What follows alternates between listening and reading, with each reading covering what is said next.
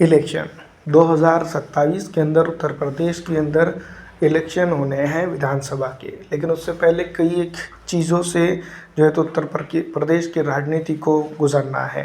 दोस्तों, इसमें ऐसे माहौल में जब इलेक्शन हर जगह हो रहे हैं और इलेक्ट्रॉनिक वोटिंग मशीन के ऊपर लगातार बड़े सवाल खड़े किए जा रहे हैं, तो ऐसे में जो है तो सीधी तौर पर अगर देखा जाए तो समाजवादी पार्टी के जो है तो राष्ट्रीय अध्यक्ष अखिलेश सिंह यादव ने खुलकर इसके ऊपर बयान दे दिया है।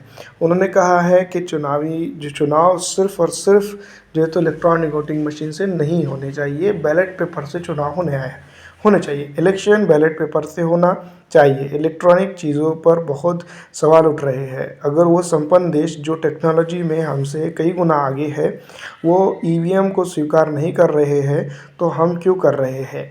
इस तरह की बात जो है तो समाजवादी पार्टी के राष्ट्रीय अध्यक्ष अखिलेश सिंह यादव ने जो है तो खुलकर कही है।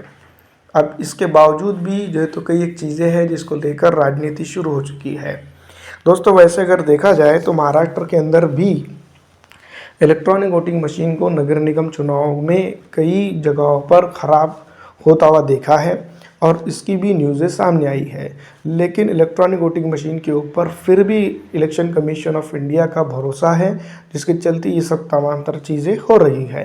दूसरी तरफ अगर बात करें तो इतने तमाम तर विपक्षीय पॉलिटिकल पार्टियां इसको लेकर चर्चा कर रही हैं, तो क्यों ना वो इलेक्शन कमीशन के सामने जाकर जो तो चुनाव पर ही बहिष्कार क्यों नहीं डालती है?